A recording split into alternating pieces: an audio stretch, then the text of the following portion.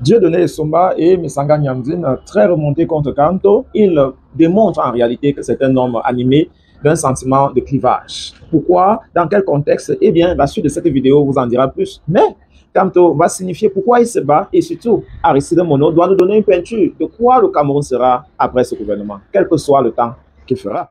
Kanto n'a pas de mission de sincérité au Cameroun. C'est un homme politique. Et c'est un homme politique clivant et qui se plaît à multiplier, à aggraver cette image de clivage. Bon, non, je vais ajouter, prof. À côté de ça, ce qu'il dit, il travestit même. Il ne faut pas oublier une chose, c'est-à-dire la politique de la provocation appelle une provocation en riposte. Et la politique de l'outrance appelle l'outrance en riposte. Vous pensez que la réaction des chefs traditionnels, c'est une riposte? Pour que triomphent mes idées. Et si mon rôle c'est d'ouvrir la voie pour que ces idées triomphent demain avec d'autres, alors j'aurai gagné. Croyez-moi, j'ai décidé de ne pas transférer sur les générations à venir, sur mes enfants, les combats d'aujourd'hui qui sont les nôtres. Et c'est pour cela que je livre ces combats. Vous dites que vous vous battez pour les Camerounais. Il y a avant Jonathan Babila, patientez d'abord avant que Duval Fongois, qui a des questions que les Camerounais se posent concernant les prises de position du MRC aujourd'hui et ses relations avec certains de ses alliés. Duval Fongois. Professeur, la première question, c'est en rapport avec la prise de la décision de boycott. Est-ce que c'est une décision du professeur Maurice Kamto, avec un maquillage du Conseil national du MRC, ou c'est véritablement une décision qui émane de la base du mouvement pour la naissance du Cameroun? Qu'est-ce que ça veut dire, M. Duval? Vous voyez où vous entraînez les Camerounais. C'est-à-dire qu'on veut créer artificiellement des dissensions au sein du MRC, en disant c'est la position de Maurice Kamto. Vous savez, j'ai entendu depuis des années, et c'est pas seulement sur la décision de boycott, oh, Maurice Kamto, c'est la dictature au sein du MRC.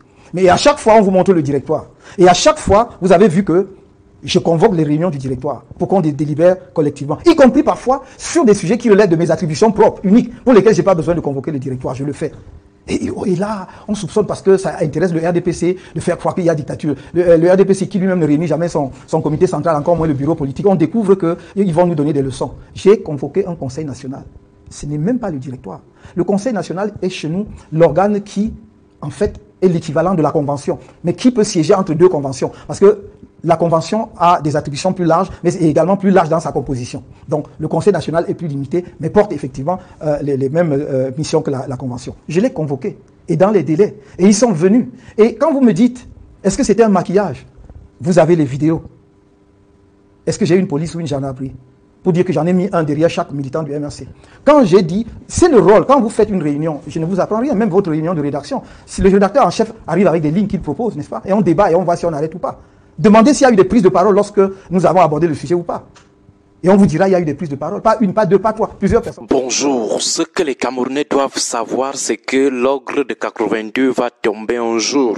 Il sera remplacé par un autre ogre qui répondra aux aspirations réelles du peuple camerounais.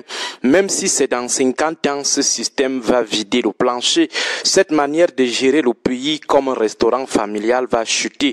Cette façon de gérer les autres êtres humains comme si on avait affaire aux renégats va changer. La reproduction ne sauvera pas les meubles, elle sera vaincue, le peuple va les vaincre un jour. Ce n'est pas un souhait ni une prophétie, mais une réalité qui rentre dans l'ogre de l'évolution des États. Les peuples finissent toujours par se libérer, ils finissent par s'affranchir, par s'autodéterminer. On peut pleurer le temps que ça pourrait prendre, mais à la fin, les régimes durs connaissent toujours une chute.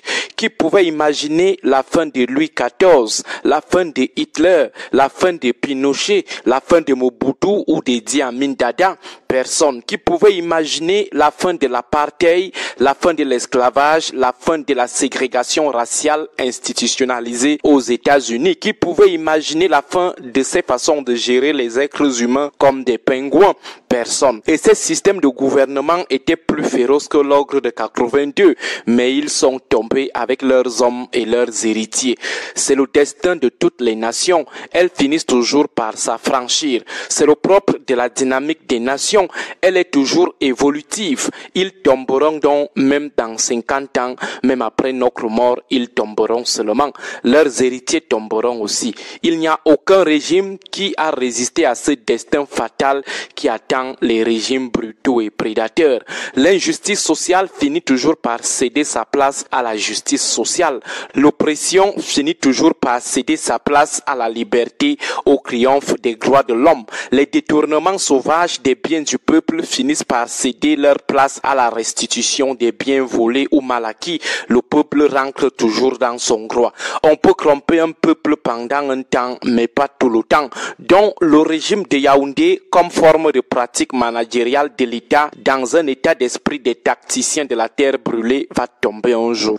Nous ne rappelons pas cela pour marquer notre impatience, ou pour leur faire peur, ou faire peur à leurs enfants. Non, on n'a pas besoin de cela, simplement parce que c'est un cycle naturel. Le stade de la fin des régimes durs est inéluctable dans l'histoire des nations. Ceux qui ont lu la dynamique de l'Occident, disons, ceux qui ont étudié la formation ou la sociogénèse des États évolués, savent que c'est comme ça que ça se passe toujours. Nous évoquons cela parce qu'un aîné de l'opposition nous demandait si le jour où les gens du 6 novembre, où leurs héritiers tomberont, ils seront aussi fair-play comme les gens qu'ils oppriment et spolient aujourd'hui. Il nous faisait savoir que les voilà qui sont au pouvoir depuis 40 ans, au calme, personne ne les gêne, personne ne les persécute. Ils boivent calmement et orgueilleusement du pécrus. Après avoir mangé, ils lavent leurs mains avec du Dom Pérignon. Il nous demandait s'ils garderont aussi le même calme le jour où ils verront d'autres faire seulement un mandat ou deux à la tête de l'État.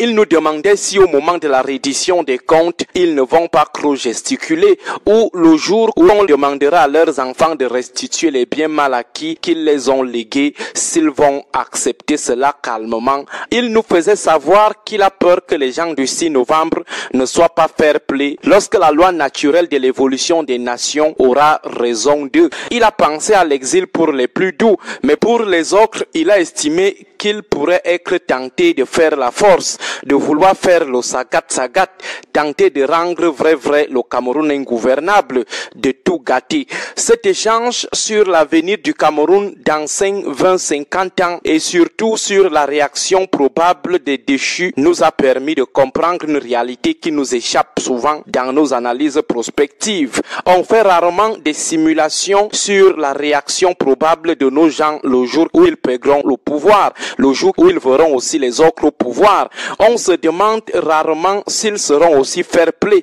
s'ils garderont leur calme en voyant ce qu'ils oppriment aujourd'hui passer avec leur cortège devant leurs yeux, s'ils accepteront aller s'aligner devant les agences des néos pour payer leurs factures, s'ils accepteront aller finalement dans les hôpitaux du pays que nous considérons comme des mouroirs, s'ils vont aussi digérer la perte des privilèges et des honneurs du pouvoir au profit du nouvel establishment. De toute façon, nous souhaitons qu'il soit calme, fair-play le moment venu. Nous souhaitons qu'il ne provoque aucune situation de crise, qu'il rentre aussi calmement à la maison, regarder les autres gouverner à la télé, voir comment ils dirigent le pays. Si ce sont leurs enfants, qu'ils coopèrent tout simplement, qu'ils rentrent aussi à la maison, regarder les autres diriger sans vouloir déstabiliser le pays. En tout cas, si ce moment nous trouve encore vivants, nous n'allons pas cesser de les appeler à la retenue, à beaucoup de fair-play, les appeler aussi au respect des institutions. Bon, c'était juste un petit partage matinal, l'échange avec un aîné très intéressant. Agréable journée à vous tous. Ok.